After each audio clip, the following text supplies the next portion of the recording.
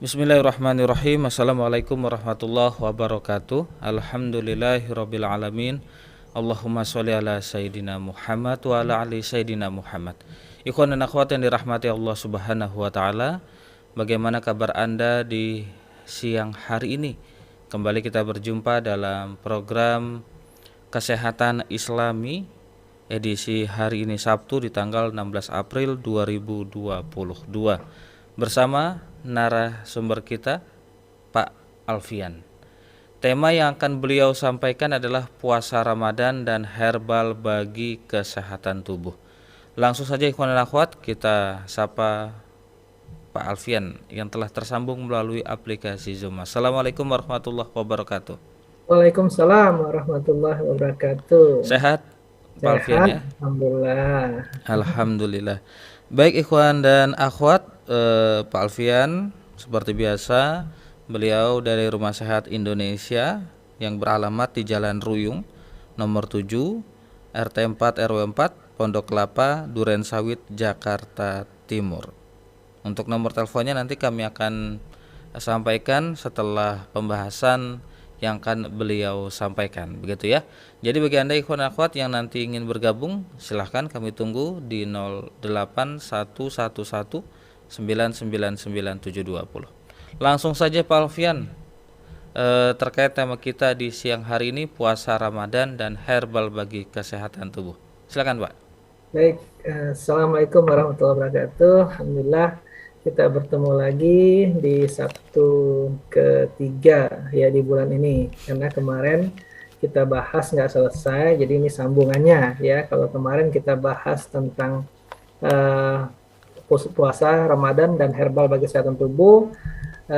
Part yang pertama itu adalah tentang diabetes ya, yang awalnya diabetes yang waktu itu. Jadi saya ulang sedikit sampai mana ya bagusnya ya. Oke. Nah, jadi puasa itu kenapa dia bisa menyehatkan tubuh ya, kalau kita memang secara sempurna ya, bukan maghribnya pas bukanya 4 sehat 5 sembarangan ya. Nah, puasa itu dia bisa menurunkan gula darah ya. Kenapa dia bisa menurunkan gula darah?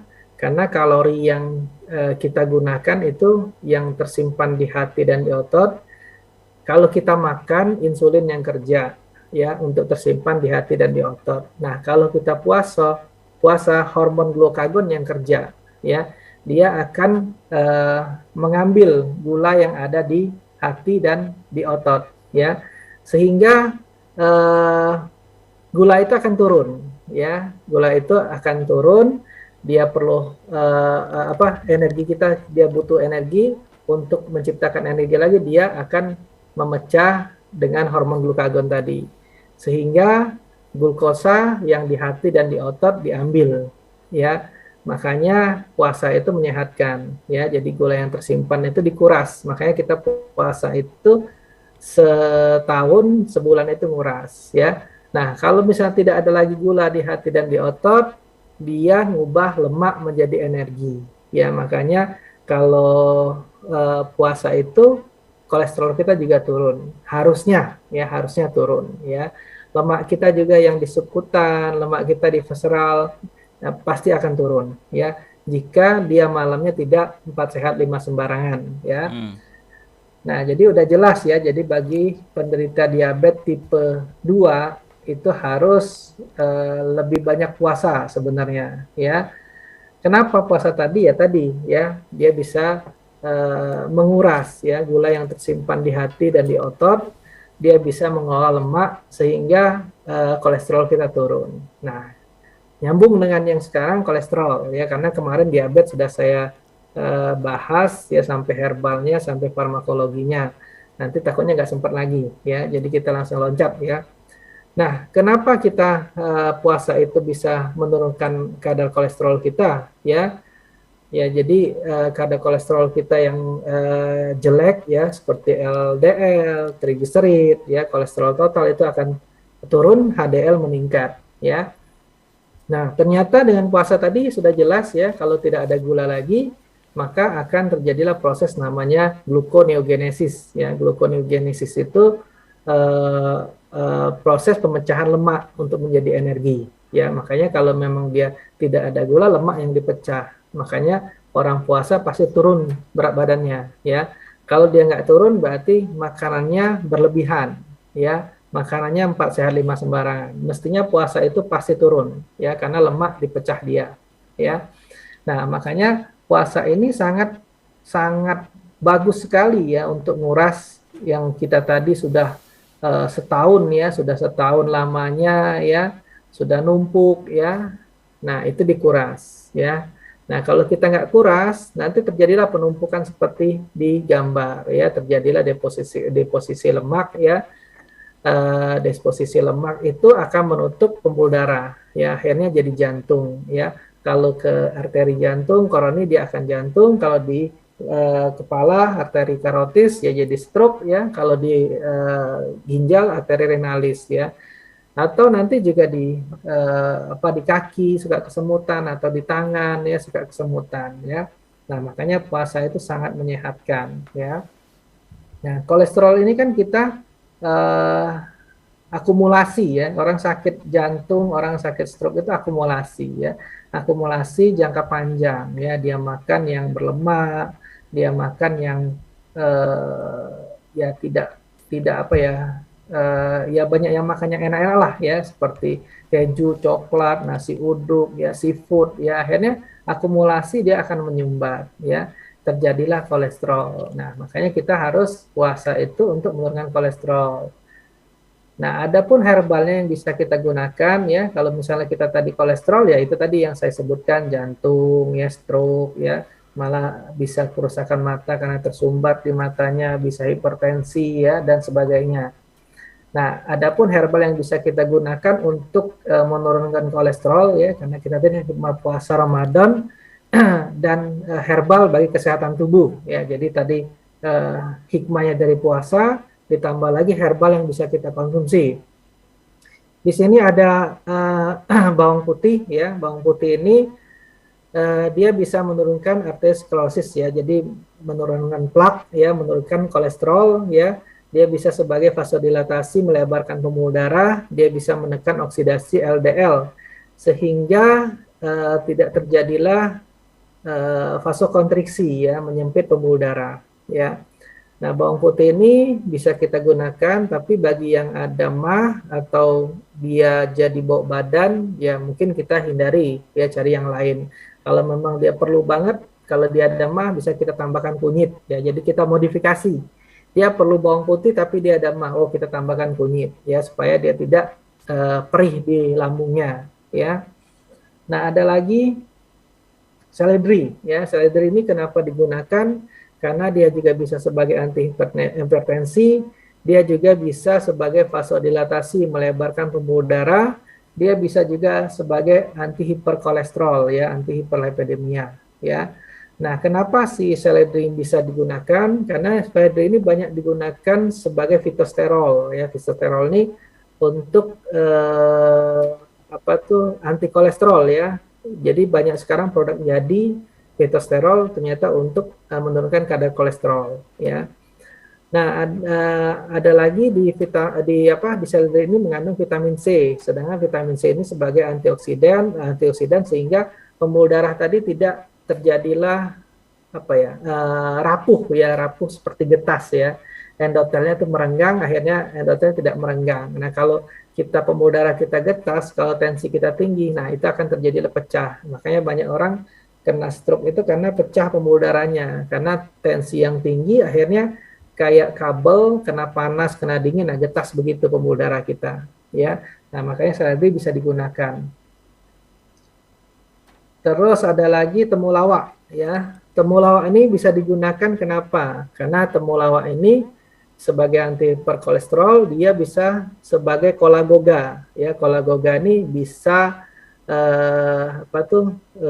mensintesis lemak ya, dia bisa mensekresi cairan empedu ya, sehingga menjadi bantalan sendi, menjadi vitamin D ya, sehingga kadar kolesterol kita turun ya. Tapi kalau misalnya temulawak ini juga bisa menambah nafsu makan. Nah, jadi kalau kita mau bikin, kita buka pancinya ya, supaya minyak asirinya itu tidak terkumpul di situ ya. Yang bikin nafsu makan tuh minyak asirinya ya, jadi buka sedikit supaya minyak asirinya keluar ya. Nah, ini ada resep untuk kolesterol ya. Di samping kita puasa tadi sudah nurunkan kolesterol ya, sudah nurunkan gula darah kita ya. Nah, ini ada resep herbal untuk kolesterol ya. Bisa kita gunakan bawang putih 5 siung ya, seledri 1 genggam ya, temulawak 3 jari, kunyit 3 jari ya, air 1 liter menjadi 500 ml. Minum 3 kali 200, kalau puasa 2 kali 200 ya, pagi sore cukup ya. Kalau misalnya dia tensinya rendah, bisa ditambahkan garam ya, tapi orang biasanya kolesterol tinggi ini tensinya tinggi ya, jadi nggak ada masalah karena kunyit sama seledri itu menurunkan tensi sama bawang putih ya, gitu. Oke, kita selanjutnya ada asam urat. Sekarang asam urat ya. Kenapa puasa itu bisa menurunkan asam urat? Karena intake kita, masuknya makanan ke tubuh kita kan pasti berkurang ya.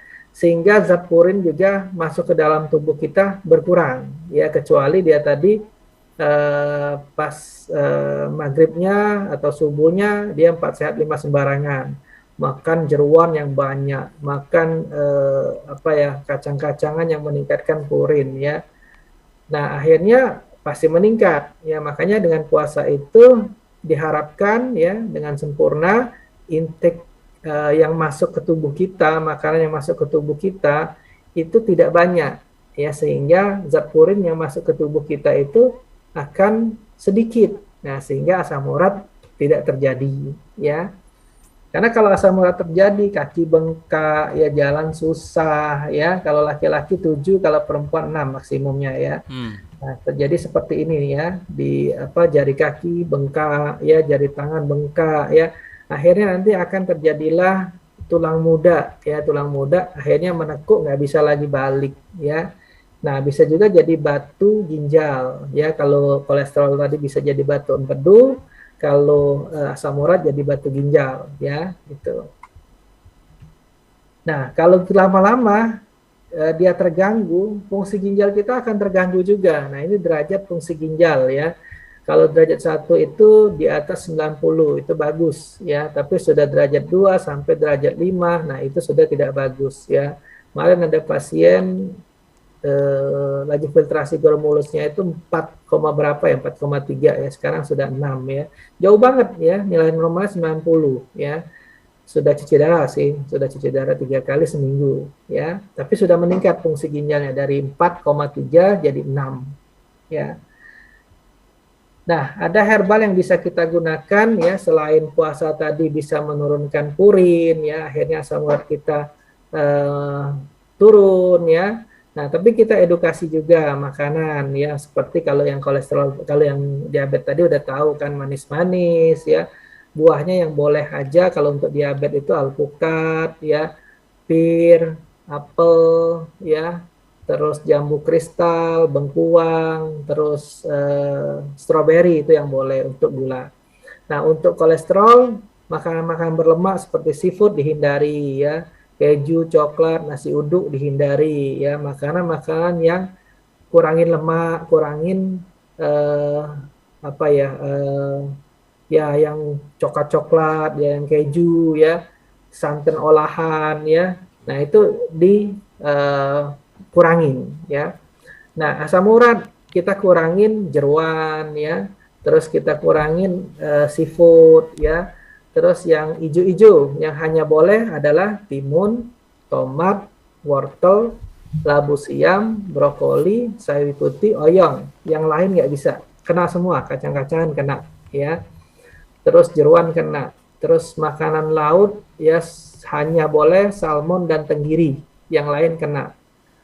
Ikan air tawar, semua boleh kecuali lele. Ya. Lele itu meningkatkan purin. Ya. Jadi lele meningkatkan purin.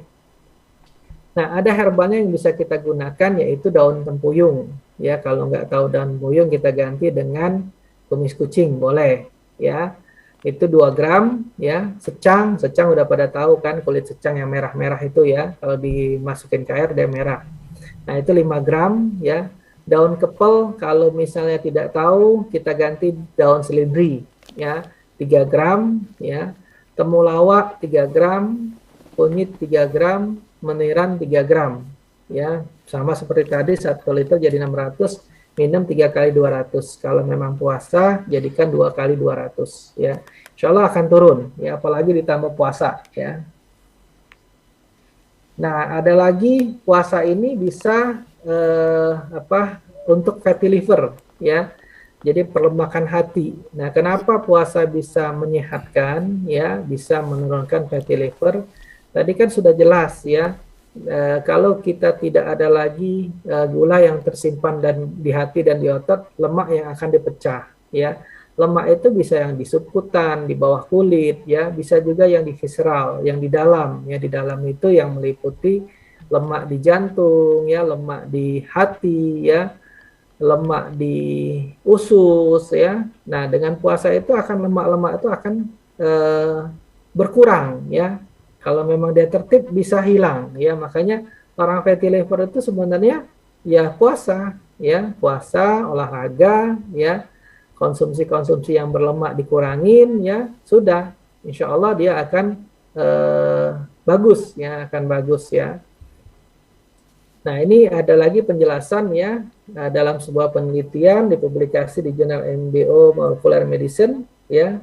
Para peneliti menambahkan bahwa selama puasa produksi GADD45 beta atau nama protein diambil dari singkatan GROW RS and DNA damage inducible meningkat.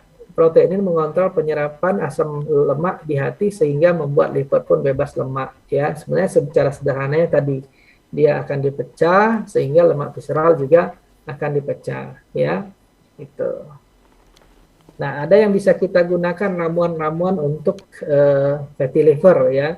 Jadi kalau kita fatty liver ini memang lebih utama istirahat ya. Kadang-kadang kita sudah ada lemak terus fatty liver ya, akhirnya kuning ya, kadang-kadang kuning ya, jadi icteric, matanya kuning ya, hepatitis A ya, karena kurang istirahat, terus juga dia perlemakan di hati ya. Nah, makanya dengan puasa ini sangat bagus banget ya, kita menguras ya, setahun kita kuras dengan 11 bulan ya. Nah, ada herbal untuk membantu ya, membantu untuk masalah di hati ya. Nah, kita bisa memberikan sambiloto ya, sambiloto insya Allah udah pada tahu ya, pahit ya. Nah, dia bisa menurunkan peradangan hati diduga dari peningkatan produksi senyawa antioksidan endogen dan glutathione. Nah, dosisnya bisa kita gunakan 1,5 sampai 3 gram ya, sehari 3 kali ya, dalam bentuk serbuk ya. Ada lagi rimpang kunyit ya. Rimpang kunyit ini kenapa dia bisa bermanfaat? Ya, dia mempunyai turmeric antioksidan protein atau TAP yang dihasilkan dari ekstrak air rimpang kunyit ya, yang bisa melindungi kerusakan jaringan dengan menghambat 40-70% pembentukan peroksida lipid ya, lemak ya. Tadi udah dijelasin di depan juga ya. Nah, rimpang temulawak kita gunakan ya, ternyata 7 hari berturut-turut dengan dosis 50 mg per kilogram berat badan, efeknya sebagai hepatoprotektif ya. Jadi dia bisa melindungi hati ya, itu dengan pengamatan kadar SGOT, SGPT ya. Nah, itu akan kalau dia tinggi, SGOT, SGPT akan menurun. Ya, kemarin ada pasien saya sampai 600 ya, bilirubinnya juga tinggi ya, kuning matanya ya, sudah turun alhamdulillah. 2 bulan kita treatment udah turun jauh ya. Nah, ada lagi meniran ya. Meniran ini menunjukkan hepatoprotektif ya. Aktivitasnya senyawa antioksidan menghambat peroksida lipid, sama menghambat peroksida lemak ya. Nah, digunakan dosisnya 600 sampai 900 mg per hari. Nah, cuman kalau bagi laki-laki jangan sering ya, atau kita kombinasi dengan tapak liman atau pasak bumi ya, atau cabai Jawa, karena kalau meniran digunakan sering-sering bisa impoten ya, bisa melemahkan ya untuk bagi laki-laki ya. Makanya bisa kita kombinasi dengan yang lain ya, itu. Terus, nah ini tadi kita simpulkan ya. Jadi puasa juga bisa meningkatkan daya tahan tubuh. Ya, jadi tadi puasa bisa untuk diabetes, puasa bisa untuk kolesterol, puasa bisa untuk asam urat, puasa bisa untuk fatty liver, ya. Nah, satu lagi puasa bisa meningkatkan daya tahan tubuh, ya. Bagaimana mekanismenya? Dengan konsumsi kalori yang berkurang, nah, akhirnya metabolisme energi kita juga akan berkurang, ya. Sebagai buktinya, suhu tubuh orang berpuasa akan menurun, ya. Hal ini menunjukkan pengurangan konsumsi oksigen, ya. Jadi oksigen itu kan mengeluarkan radikal bebas, ya. Jadi kita menggunakan oksigen itu sangat sedikit, ya, sangat sedikit. Jadi pengurangannya sedikit karena kita puasa, metabolisme energi tidak terlalu banyak, ya. Nah, puasa akan mengurangi produksi senyawa oksigen yang bersifat racun. Nah, tadi karena kita membutuhkan oksigen, akhirnya kan punya radikal bebas, ya. Kita mengeluarkan gas CO, ya. Kita keluarkan gas CO2, ya. Nah, itu akan membuatkan radikal bebas. Nah, sedangkan dengan kita puasa itu kan tadi menurunkan, ya. Nah, jadi dia akan menekan radikal bebas, ya, anion superoksida dengan hidrogen peroksida, ya. Akhirnya dia akan turun, ya. Jadi tubuh kita staminanya sih lebih sehat, apalagi kalau puasa itu kita memang makanan benar-benar bagus, ya, lemak kita kurangin, minyak kita kurangin, garam kita kurangin. Nah, usus kita tuh bersih, ya, sehingga kalau misalnya pun kita ada kena flu, kita minum herbal yang untuk meningkatkan daya tahan tubuh, penyerapan di usus lebih cepat, ya, makanya sembuhnya lebih cepat, ya, lebih sehat, lebih cepat, ya. Nah, ini juga kelebihan radikal bebas akan mengurangi aktivitas kerja enzim, ya, sehingga tidak terjadilah kerusakan dinding sel atau penyakit degeneratif, ya, karena radikal bebas itu memang merusak, ya, kita bisa jadi stroke, ya, bisa jadi jantung karena endotelnya meregang, ya. Akhirnya terjadilah radikal bebas tadi, merenggangkan endotel, akhirnya endotel masuk, terjadilah plak, terjadilah tromboksan, ya, pecah pembuluh darah, ya. Nah, puasa tadi juga menekan 90%, ya, menekan produksi radikal bebas, meningkatkan antioksidan sekitar 12%, ya.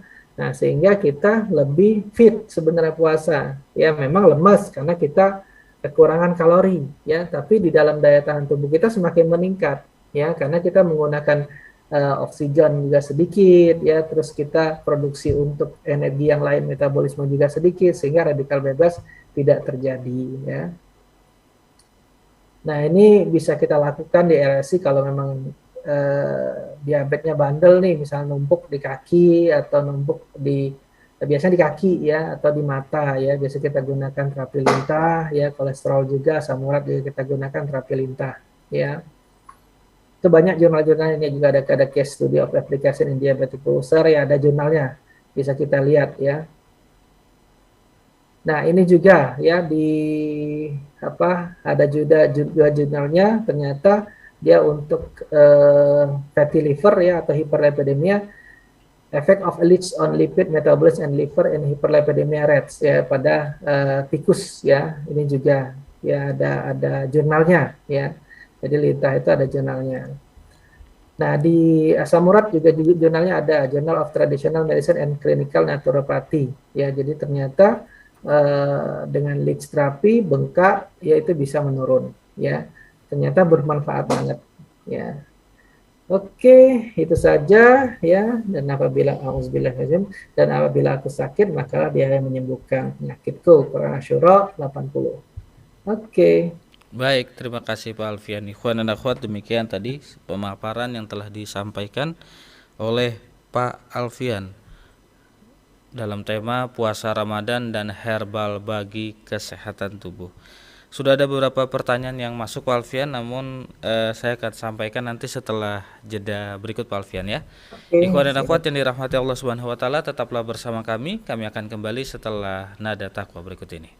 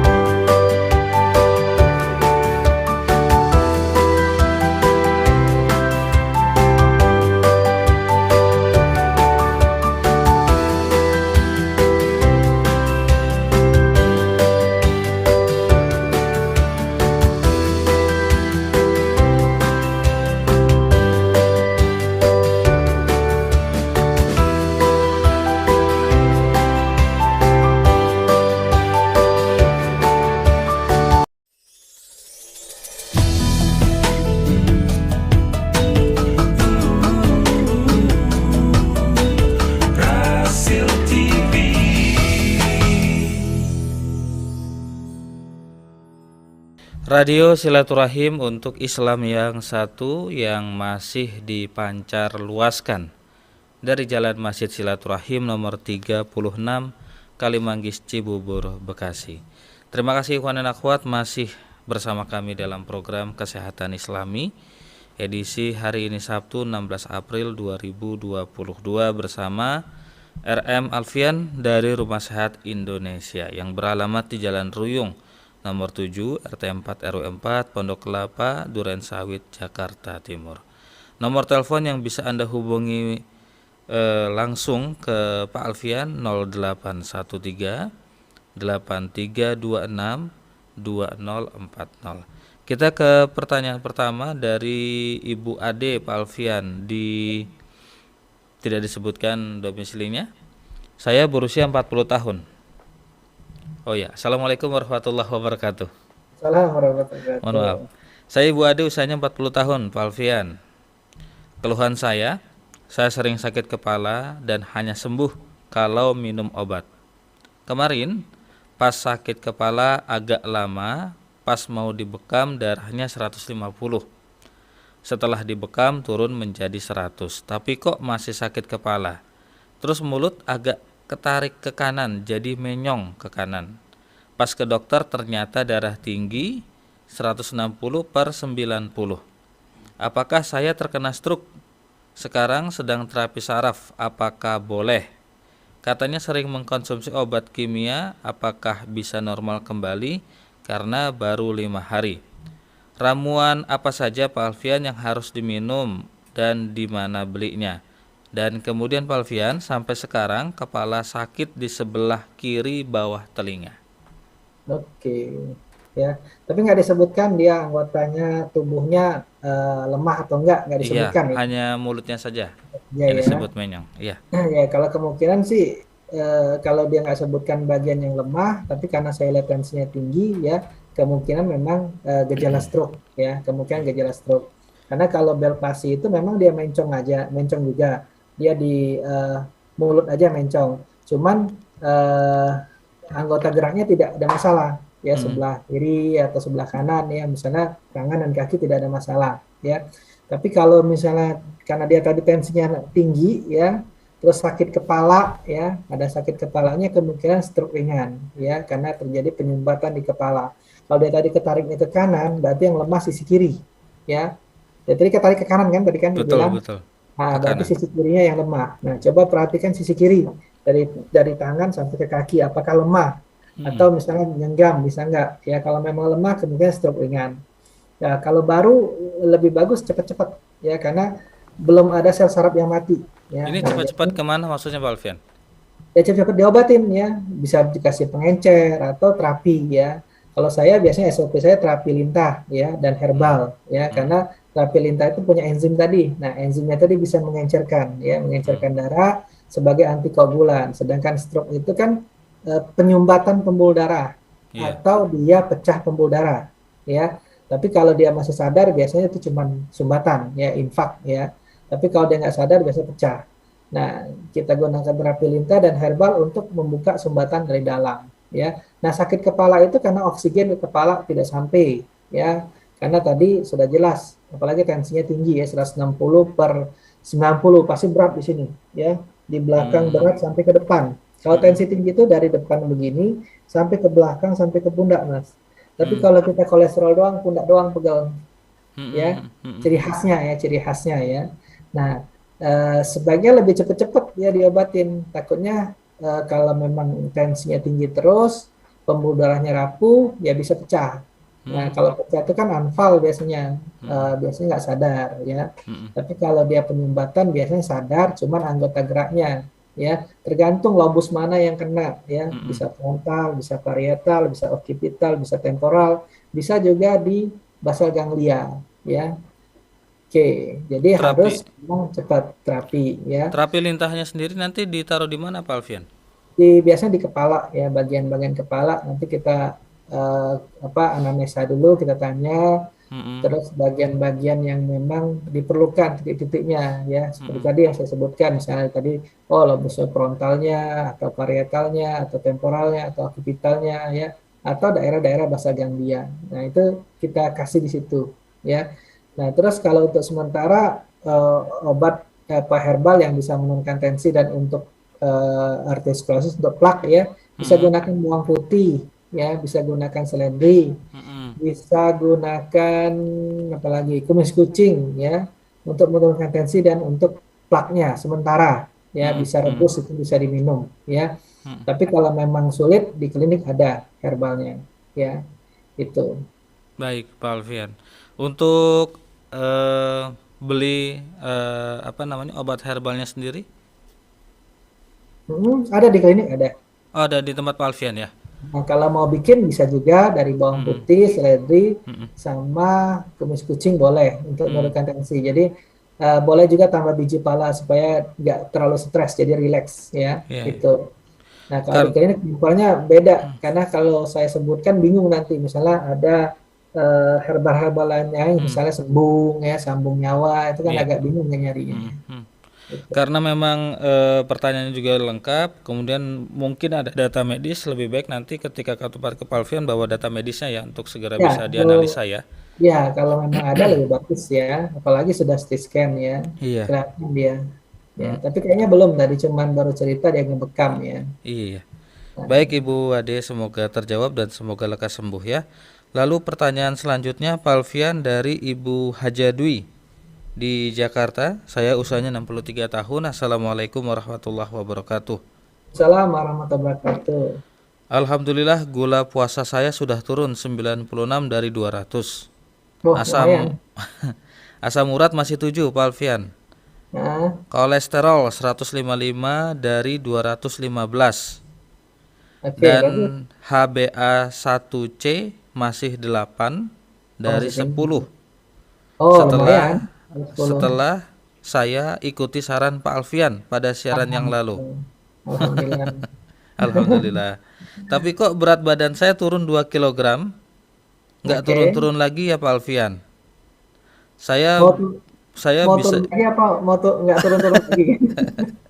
saya bisa beli ramuan sama Pak Alfian lagi dong, gitu, Ya, Ibu. bisa ya. Jadi kalau turun wajar lah ya. Tadi kan pertama lemak dipecah ya. Mm-mm. Terus juga lemak yang di perut, lemak Mm-mm. yang di dalam-dalam ya di visceral itu pasti akan digunakan untuk jadi energi ya. Makanya tadi kolesterolnya turun dari 200 jadi 100 berapa tadi. Terus gulanya turun dari HbA1c 10 ya jadi 8 ya. Nah, gulanya tadi 200 jadi 100 berapa kan turun banget ya. Kelihatan banget. Iya. Kalau untuk menandakan tuh HbA1c deh, nggak bisa nipu ya. Nah, asam urat kenapa masih 7? Nah, kemungkinan konsumsi sayurnya ya dipilih. Sayurnya dipilih. Yang boleh itu timun, tomat, wortel, labu siam, brokoli, sawi putih, oyong. Yang lain jangan ya, karena meningkatkan purin dia. Nanti turun kok, insya Allah turun. Tadi perempuan ya, Mm-mm. tadi perempuan ya, Ibu yang Hajadwi, berarti perempuan. kalau perempuan tuh mesti 6 ya, nggak boleh 7. 7 itu sudah lampu merah ya. Nah, caranya apa tadi? Konsumsi sayurannya dipilih ya. Insya Allah itu Ibu bagus tuh ya. Luar biasa ya, alhamdulillah ya. Kalau ramuan ada, nanti saya berikan yang sesuai Mm-mm. kegunaannya aja. Misalnya asam uratnya masih tinggi atau untuk pankreasnya supaya sehat ya. Nah, itu paling yang kita berikan nanti. Karena Ibu sudah bisa ngatur pola makan. Jadi sebenarnya memang penyakit itu dari perut sudah jelas ya. Rasulullah juga sudah mengutarakan bahwa penyakit itu sumber penyakit itu dari perut. Ya, makanya kita bagus itu isi itu sepertiga udara, sepertiga air, sepertiga makanan. Nah, kadang-kadang kita apalagi puasa ya, ada cendol, ada cenil, ada apa lagi. Mm-mm. Nah, itu silomata ya. Nah, kita harus ngukur-ngukur. Oh, kita kalori kita sudah berlebih nih. Nah, jangan kita hantam ya. Kita Mm. harus kurangi kalori. Memang puasa ini enak banget untuk menurunkan berat badan ya. Terus untuk menguras ya yang tadi saya sebutkan semua ya dan alhamdulillah terbukti tadi kan dengan Ibu tadi ya alhamdulillah mau testimoni ya. Mm. Nah, teman-teman pemirsa yang mendengar ya baik yang masih muda, yang sudah kena, yang belum kena, ikutin pola itu. Karena itu pola sehat. Karena obat itu ya selama dia hanya simptom, misalnya kita makan sakit kepala hilang, itu kan simptom. tapi tidak penyebabnya dari dalam, percuma. Ya akan obat terus kan. Nah sebenarnya kita cari kayak ibu tadi sakit kepala, dia makan obat hilang. Ternyata tensinya tinggi, ya. Kemungkinan ada penyumbatan. Nah caranya apa? Edukasi makanan, kita kasih herbal, kita terapi. Nah nanti akan turun sendirinya. Nggak perlu makan obat tensi. Nah kebanyakan pasien ya sudah sehat lupa. Di sini paling Mm-mm. banyak nih. Sudah 5 tahun bagus, ya ada yang 3 tahun, kemarin datang 5 tahun ya. Ada yang kemarin datang 2 tahun stroke lagi malah. Karena ya mungkin bosen atau gimana makanan tadi ya. Akhirnya makan lagi yang ngaco. Padahal sudah saya kasih menu itu yang enak. Maksudnya tuh walaupun dia kita hitung kalorinya, tapi makanannya enak. Maksud saya ada variasi, ada lauknya, ya, Mm-mm. ada sayurnya, ada buahnya, Mm. ada nasinya, ya, tapi Iya. sedikit nasinya, ya, lengkap sudah. Ya, cuman nggak tahu, mungkin karena saya sarankan minyaknya kurangin, ya, kalau bisa 1 sendok teh sekali masak, garam itu 1 sendok teh, ya, kita taburin aja, mungkin Mm. karena ngelihat yang enak kali. Karena godaan di sana begitu kuat Pak Alfian. Iya, karena kayak kita makan mie, mie itu kan enak Mas. Ternyata Iya. 400 kalori ya mie itu ya. Nah, Mm. kalau kita makan kayak tadi, ada nasi misalnya 6 sendok, ada sayur 100 gram, ada buah 100 gram, ada tahu satu potong tuh 50 kalorinya. Terus ada lauk, ya kan itu lengkap. 5 lengkap, itu paling kalorinya 450 sampai 500. Sedangkan mie tadi 400. Bedanya dikit banget kan? Kita Mm-mm. makan bisa kenyang, kalau mie cepat kita lapar kan? Sama kayak makan kita donat. Donat tuh enak, tapi cepat ya, kalorinya tinggi ya, laparnya cepat. Nah, dengan kita padat tadi beda kan? Yang padat kita bisa makan tahan lama, yang mie tadi sudah nggak tahan lama, lapar lagi, kalorinya gede ya itu. Mm-mm. Mm-mm. Godaan, Unt- godaan biasa mm. godaan. Untuk tubuh sendiri, kalau Pak Alfian menyarankan bagi bagi tubuh kita sendiri itu berapa kalori standarnya Pak Alfian atau Oh, yang beda-beda. direkomendasikan? Beda-beda, karena tubuh orang ada yang tinggi, ada yang berat badannya beda, ya, ada Mm-mm. pekerjaan yang berbeda, gendernya juga berbeda, ya, jenis kelaminnya berbeda. Jadi kalau mau gampang di Google itu ada ya cara menghitung kalori. Nanti kita masukin umur kita berapa, Mm-mm. kita pria atau wanita, kita masukin. Terus tinggi badan kita berapa, berat badan kita berapa, aktivitas kita apa. Karena Mm. berbeda-beda, ada yang aktivitasnya cuma duduk-duduk doang, ada yang aktivitasnya memang di lapangan, ya kan, itu kan berbeda. Nah, nanti keluar kalorinya. Kalau Mm-mm. saya sendiri 1.800 kalori. Nah, cuman saya turunkan menjadi 1.300. Makanya muka saya agak tirus kan, jadi agak Iya. kecil dikit ya. Heeh. Nah, karena kesempatan saya puasa ini Mas, kesempatan banget, sangat bagus banget untuk kita nguras ya. Nah, pertama saya kurangin kalori saya 500, terus dengan puasa, kan puasa ini kan lama jedanya. Dari pagi ya sampai kita malam, ya ada 12 sampai 13 jam ya. 13 jam ya malah ya, jam setengah 5 sampai jam 6, 13 jam setengah ya. Nah, itu pasti akan kalori kebuang yang di hati dan di otot. Terus lemak yang dipecah. Lemak itu ya lemak yang di visceral tadi, yang di sukutan, bawah perut. Nah, saya kemarin ngitung sudah 5 cm turunnya, lingkar perut saya ya. Mm. Nah, karena dia membongkar lemak tadi ya itu. Makanya kesempatan banget ya. Tapi Mm. malamnya jangan lembab ya. Kalau Mm. malamnya lembab numpuk lagi ya itu. Baik Pak Alfian, terima kasih untuk Ibu Hajah Dwi di Jakarta yang tadi bertanya, semoga terjawab. Pertanyaan selanjutnya Pak Alfian dari Ibu Hani di Cengkareng. Assalamualaikum warahmatullahi wabarakatuh. Waalaikumsalam warahmatullahi wabarakatuh. Untuk radang tenggorokan dan flu di saat puasa, obat herbalnya apa Pak Alfian? Ya, jadi kalau kita flu atau radang itu kan dari infeksi luar ya. Bisa kita makanan terlalu banyak cabai ya. Kalau radang ya, banyak Iya. cabai, banyak apa ya, mungkin juga snack-snack saya nggak tahu ya. Kadang-kadang snack-snack itu yang perasanya itu yang bikin tenggorokan, atau dari batu esnya ya. Kalau Mm-mm. kalau beli kan kita nggak tahu ya. Kalau kita bikin sendiri kita terjamin lah ya. Nah, itu bisa aja mengandung bakteri. Ya, akhirnya infeksi radang. Tapi kalau flu dia virus ya biasanya ya. Nah, kita tingkatkan daya tahan tubuh kita lagi. Kalau kita sudah flu, ya, kita radang, kita tingkatkan daya tahan tubuh kita. Dengan apa? Sambiloto itu jelas untuk antiinflamasi, ya, untuk antivirus, ya, terus dia sebagai antioksidan, ya. Nah, bisa gunakan sambiloto, tapi pahit ya. Sambiloto ambil 1 genggam, ya, tambahin kunyit 3 jari, ya, rebus dengan air, ya, 1 liter, jadi 600 ml, minum pas subuh sama pas buka puasa, ya. Tapi usahakan sudah makan karena sambiloto itu agak tajam ke lambung, tapi ada kunyitnya ya. Cuman habis makan aja lebih enak. Nah, nanti radangnya akan turun ya. Nah, untuk flu-nya bisa ditambahkan dengan habatus soda. Ya, habatus soda itu meningkatkan stamina kita. Jadi stamina kita meningkat ya. Tambahin habatus soda ya, kalau memang perlu meniran boleh tambahin meniran ya, gitu. Insya Allah stamina-nya akan meningkat ya. Dan akan flu itu sebenarnya sembuh sendiri ya. Flu itu sembuh sendiri dengan kita daya tahan tubuh ya. Makanya orang flu banyak minum vitamin C ya, karena antioksidan ya. Nah, banyak juga yang salah. Orang sariawan minum vitamin C, salah ya. Sariawan itu vitamin B ya. Oh, vitamin B. Iya, sariawan minum vitamin C tambah sariawan ya. Gitu. Kalau flu boleh vitamin C ya, cocok ya. Baik Pak Alfian, ini kan juga radang tenggorokan kan juga lagi musim-musimnya nih Pak Alfian nih. Apalagi kalau kita berbuka puasa itu terkadang orang Indonesia itu lebih suka yang pedas-pedas. Pedas manis ya, gorengan Pedas lagi ya. manis, gorengan, kolak segala macam. Kurma ada, cuman itu sebagai syarat doang, udah gitu makanya gorengan gitu kan. Nah, kalau ada efeknya nggak Pak Alfian kalau kita buka puasa pakai gorengan terus selama bulan puasa dan juga pakai es terus selama bulan puasa? Ya, karena udah jelas ya, gorengan itu tadi kan membuat lemak lagi ya di tubuh. Malah kalau kita misalnya kentang aja ya, kentang kita goreng, itu indeks glikemiknya tinggi banget ya, cepat banget naiknya.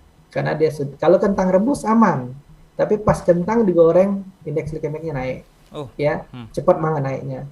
Nah, udah jelas gorengan tadi minyak ya. Minyak, apalagi kalau kita beli ya, minyaknya sudah berkali-kali ya, bukan sekali 2 kali. Kalau kita di rumah kan bisa 2 kali ya, apalagi minyak sekarang mahal kan. Nah, bisa berkali-kali kita nggak tahu. Akhirnya terjadilah lemak trans ya, minyak lemak trans ya, karena sudah kayak oli ya. Nah, itu kan mengikat lemak lagi, maksudnya membentuk lemak lagi ya kan. Kita pengen kurus nggak jadi ya kan, terus lengket di tenggorokannya, nggak jelas kan, minyaknya sudah berkali-kali ya. Nah, terus kita minum es, coba aja lihat kalau kita sop aja deh, sop yang ada lemak-lemaknya, atau minyak juga boleh ya. Kalau kena es dia beku kan ya, udah jelas ya, minyak ketemu es beku ya, apalagi di dalam ya. Kita sudah minum makan minyak yang berlebih atau makan sop itu kan ada lemaknya juga ya, sop daging itu ada lemaknya. Nah, itu akan beku ya. Jadi kalau bisa ya, kalau kita mau jangan kita ada gorengan, ada minyak, ya udahlah yang cendolnya aja ya, atau cendolnya aja gitu kan. Yang minyak kita jangan makan. Itu lebih bagus ya kalau pengen minum es ya, itu. Baik Pak Alfian, terima kasih banyak atas jawabannya. Demikian untuk Ibu Hani di Cengkareng. Ikhwan dan akhwat yang dirahmati Allah Subhanahu wa taala, ada beberapa pertanyaan lagi yang sudah masuk, nanti kami akan sampaikan ke Pak Alfian setelah jeda berikut ini. Tetaplah bersama kami masih dalam program Kesehatan Islami.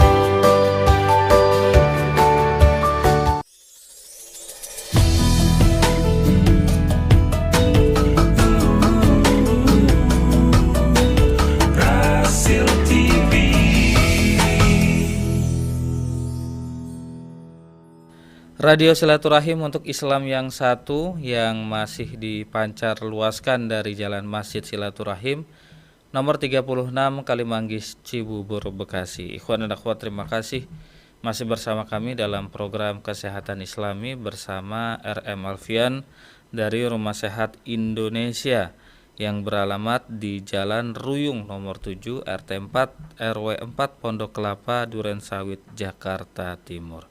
Nomor telepon yang bisa Anda hubungi langsung ke Pak Alfian di 0813 8326 2040 0813 8326 2040. Ikhwan dan akhwat, tema kita di hari ini tentang Ramadan dan juga kesehatannya serta herbalnya, begitu ya. Jadi bagi Anda yang ingin bergabung bersama kami, silahkan kirimkan pertanyaannya di 021 845 1512 untuk interaktif dan WhatsApp di 08 111 999 720. Langsung saja ikhwan akhwat, kita ke pertanyaan selanjutnya.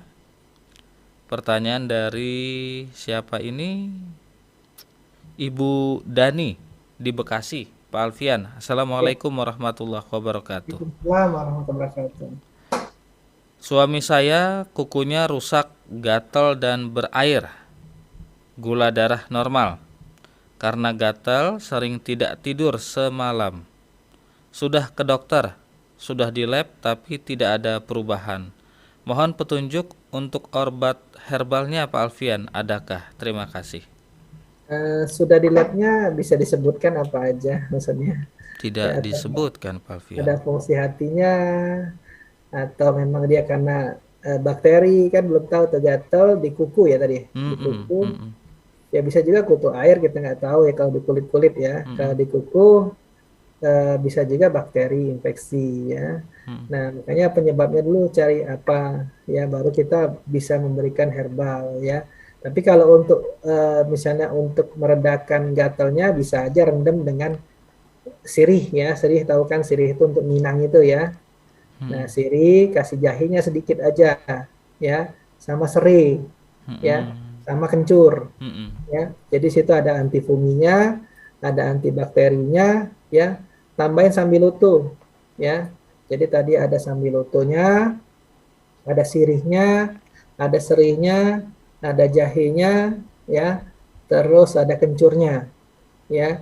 Kalau memang dia luka, misalnya ada luka-luka, boleh petambah binahong. Nah, itu bikin aja setengah genggam. Kalau kencurnya 3 jari juga cukup ya.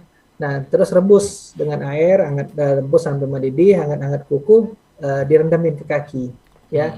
Kalau memang dia ada fungi atau bakteri, mudah-mudahan sih ada perbaikan. Nah, cuman saya pengen tahu kenapa dia ada sebab dari dalam nggak gitu, atau fungsi kakinya keganggu. Kadang-kadang orang gatal-gatal tuh fungsi kakinya keganggu juga, Mas. Kemarin ada pasien saya berapa orang, dia nggak gatal ya, nggak sembuh-sembuh ya, ternyata fungsi hatinya keganggu ya gitu.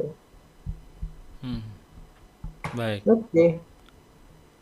Demikian Pak Alfian ya. Ya, itu aja cukup kok. Karena belum detail banget ya apa yang periksa labnya apa. Tapi kalau untuk sementara bisa dia bikin rebusan tadi supaya dia rendamin kakinya, jadi agak enak ya. Gitu. Baik Ibu, semoga terjawab ya. Kasian Iya, semalaman Pak Alfian. Ibu siapa ini? Saya coba lihat dulu, dari Bapak Fatur ya, kalau tidak salah. Assalamualaikum warahmatullahi wabarakatuh. Assalamualaikum warahmatullahi wabarakatuh. Semoga sehat terus Pak Alfian dan juga Mas penyiar. Amin ya rabbal alamin. Pak Alfian, saya umurnya 54 tahun. Ingin bertanya, adakah herbal untuk sering kencing dan sakit pinggang? Bagaimana caranya Pak Alfian? Mohon penjelasannya. Oke. Sering kencing itu bisa dari prostat ya, atau ada infeksi saluran kencing ya, pasti dia akan kencing-kencing. Cuman kalau infeksi saluran kencing itu kencingnya nggak tuntas, dia anyang-anyang ya, mau kencing ya, keluar mau kencing. Nah, tapi kalau dia sering kencing banget terus-terusan, itu kemungkinan bisa dari prostat. Tapi bisa juga karena gula darah ya. Orang gula darah tinggi pasti akan kencing Karena Allah itu memberikan tubuh kita ini ada penyimbang. Kalau misalnya gula dalam darah banyak, pasti akan kencing, dikeluarkan dari urin, ya. Nah, dicari dulu penyebabnya, ya. Kalau memang prostat, kita obatin prostatnya. Kalau memang dari gula, kita obatin gulanya. Kalau infeksi, kita obatin infeksinya. Nah, terus sakit pinggang. Sakit pinggang nih, lihat apakah posisi-posisi tertentu, misalnya pas saat mau ruku, pas saat mau duduk berdiri, ya, itu dia ancang-ancang, dia sakit. Nah, itu kemungkinan saraf kejepit. Tapi kalau memang dia sakitnya apa ya, dipukul di belakangnya terus-menerus, ya, kemungkinan ada masalah di ginjal, ya, ada batu atau apa, ya. Tapi kalau memang dia posisi, kemungkinan saraf kejepit. Nah, itu kita benarkan kalau posisi. Ya, kayak tadi pasien barusan tangannya nggak bisa ngangkat karena frozen shoulder posisi, ya. Ngangkat aja cuma segini, sebawah perut, ya. Tadi sudah bisa segini, ya. Gitu. Cuma karena pasiennya nggak kuat, jadi saya nggak fullin, ya. Jadi bertahap, kasihan dia sakitan. Karena bahunya tuh nempel, lengket. Dia tidur aja tadi sebelah kiri, ya. Dia tidur sebelah kiri aja nggak kuat. Untuk nahan aja dia nggak kuat. Buka kancing aja nggak bisa. Nah, tadi sudah bisa, alhamdulillah. Itu. Baik, terima kasih Pak Alfian. Kemudian dari Bapak Karna Sumarna. Assalamualaikum warahmatullahi wabarakatuh. Waalaikumsalam warahmatullahi wabarakatuh. Usia saya 56 tahun Pak Alfian. Ya. Dari Kampung Lio, Depok. Saya izin bertanya, dengkul saya tiba-tiba berjendol sebesar kelereng. Tidak dijelaskan dengkul sebelah mana. Terus saya ke dokter, suruh cek asam urat.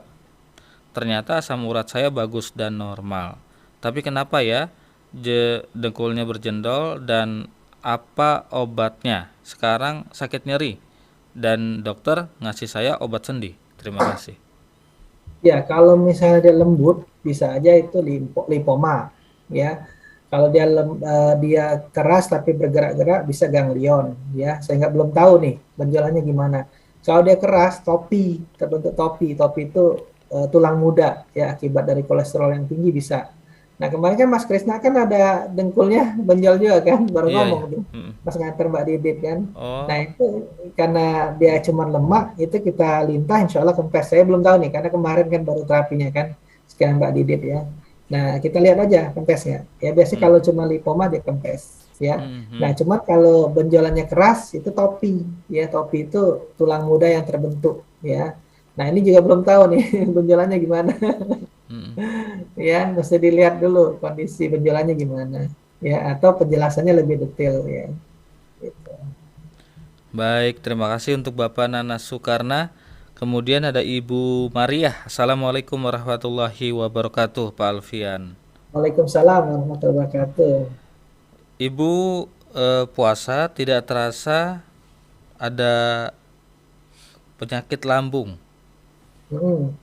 Gula 28, tensi 140.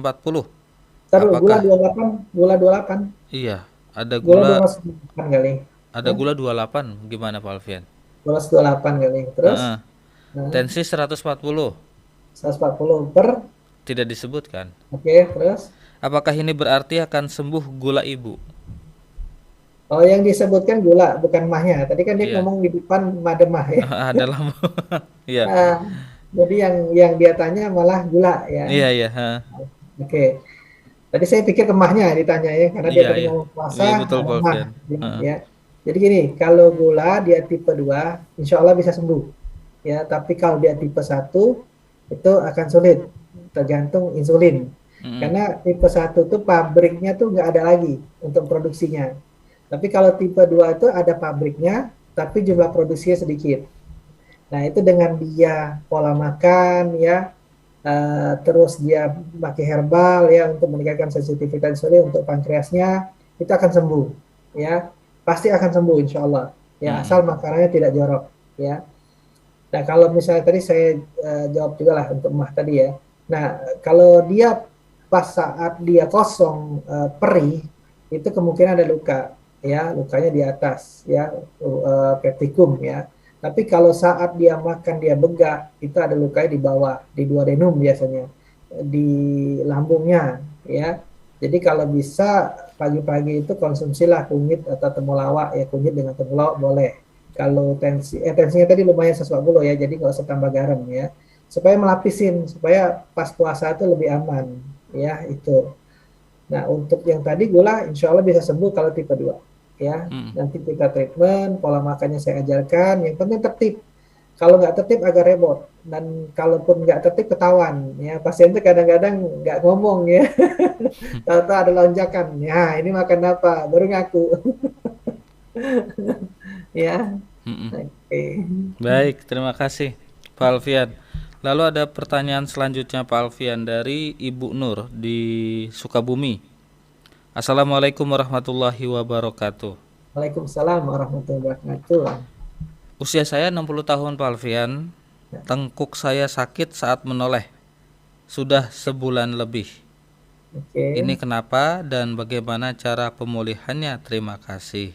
Oke, kalau itu kemungkinan posisi ya. Kalau dia susah noleh, dia begini ikut badannya juga ya. Sama kayak kayak Bu Fitri kemarin kan. Nah, dia noleh susah karena posisinya ada yang nyangkut ya, karena kena tekan bantal lama ya, mungkin nggak tahu posisi apa-apa Mm-mm. ya yang menekan dia, akhirnya ada yang di sini tuh miring ya, miring dan nonjol ya di cervical berapa saya lupa itu ya. Nah, itu ya kita benerin posisinya ya. Tapi kalau karena ibu jauh ya coba dengan stretching dulu ya, stretching nanti lihat di Google, di YouTube saya ada.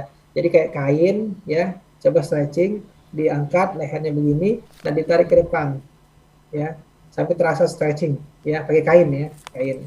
Nah terus kita kesampingan ke kanan ya, pelan-pelan aja ya, supaya stretching. Nah terus samping ke kiri juga supaya stretching ya. Atau pas kita ada kursi beginiin aja pelan-pelan ya, Mm-mm.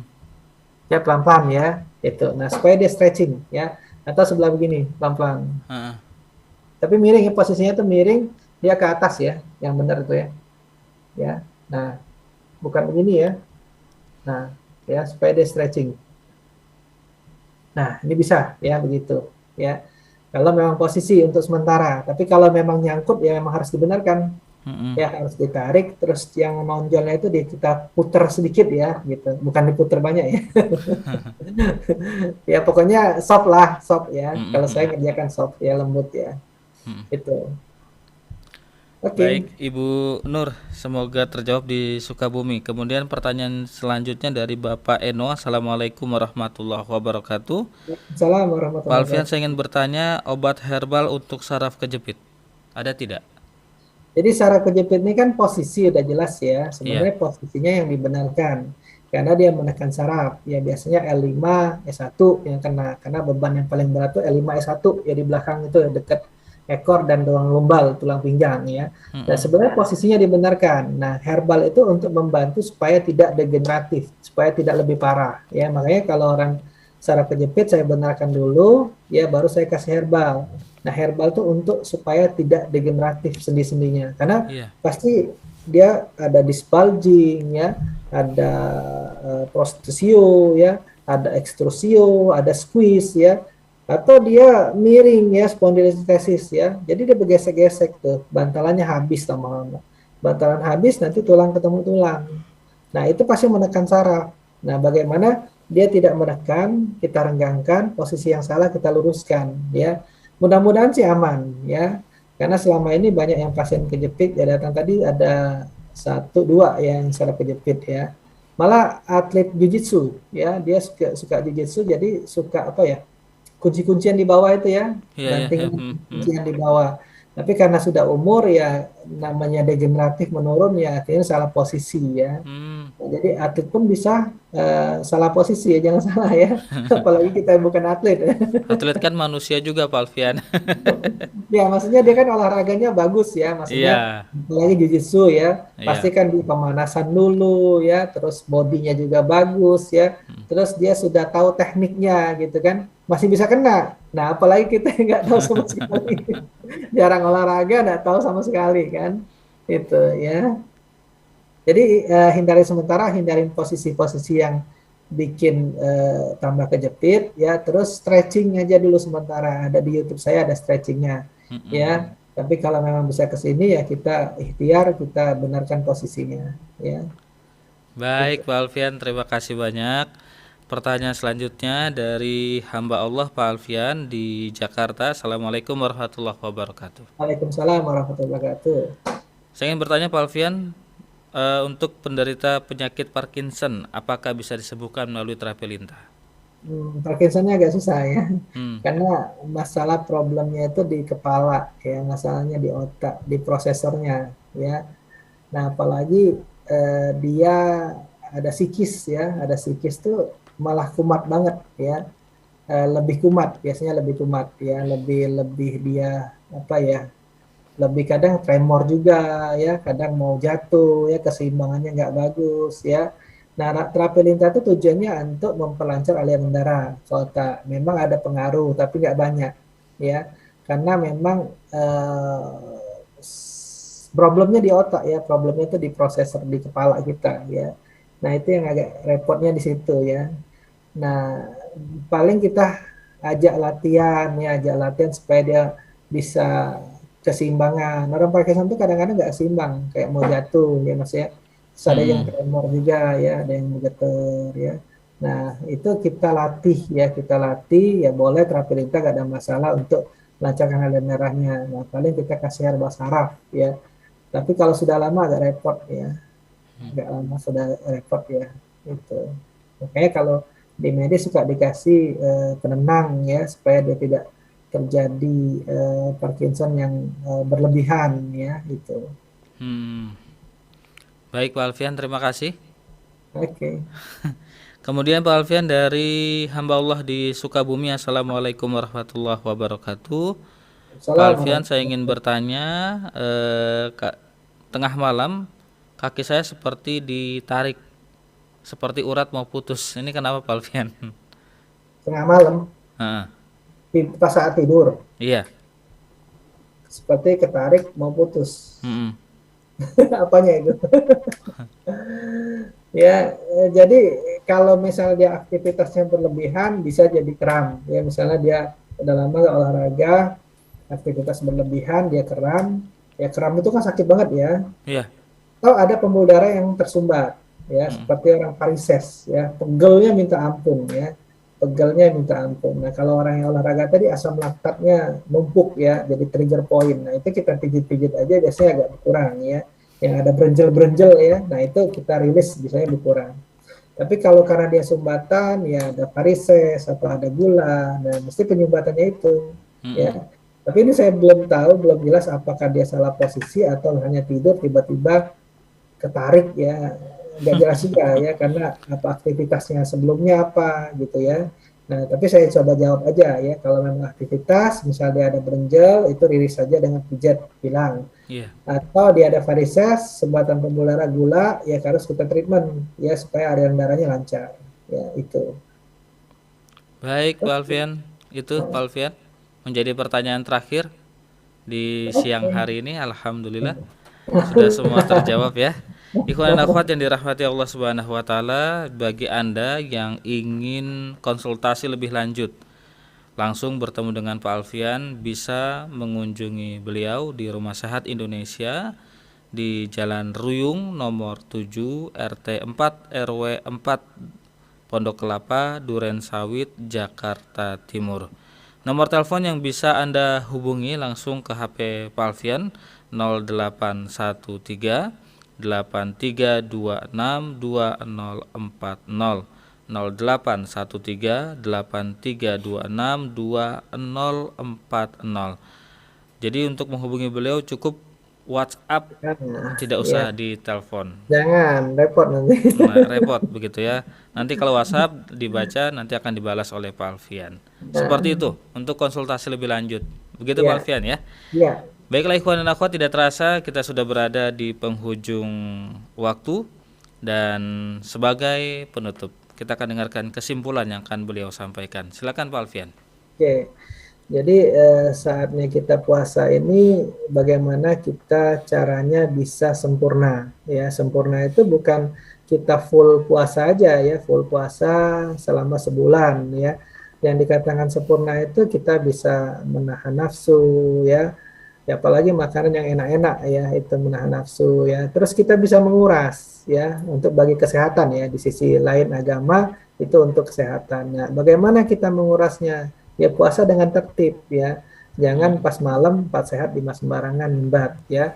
Dan tadi sudah dijelaskan secara detail puasa itu bisa menurunkan gula darah, bisa Mm-mm. menurunkan lemak ya, bisa menurunkan asam urat, bisa menurunkan fatty liver, bisa untuk daya tahan tubuh ya, karena konsumsi oksigen kita menurun dan radikal bebasnya tidak tinggi ya, menurun Mm. juga. Nah, Mm-mm. di samping itu bisa kita konsumsi herbal untuk tambahan kita. Nah, saatnya banget kita untuk menguras ya. Kalau dia sukses puasanya pasti turun berat badannya. Kalau dia nggak sukses berarti naik berat badannya.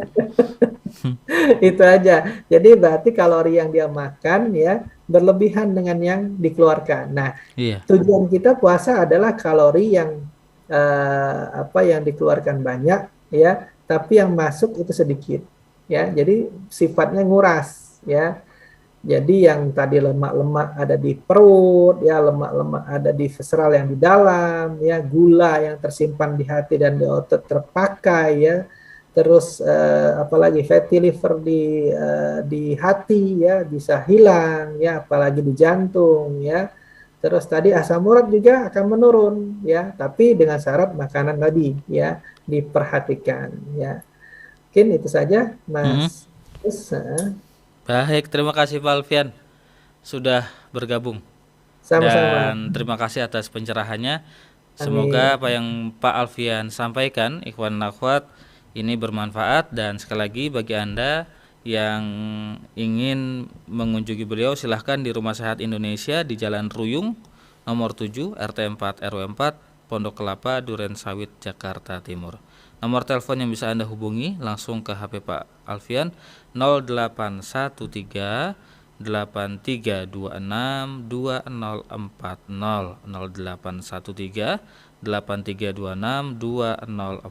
Kami juga ucapkan terima kasih kepada para pendengar yang sudah mengirimkan pertanyaan, dan mohon maaf kepada Bapak Gunawan di Tapos Depok. Ini Pak Alfian ngasih statement closing baru masuk pertanyaannya. Gak apa-apa, Baik, WA aja nanti. W aja Pak ya, langsung ke nomornya Pak Alfian. Baiklah ikhwan akhwat, kami mohon undur diri. Subhanakallahumma wa bihamdika Asyhadu an la asyhadu ilaha alla ilaha illa anta astaghfiruka wa illallah. atubu ilaik. Ila liqa billahi taufik wal hidayah. Wassalamualaikum warahmatullahi wabarakatuh.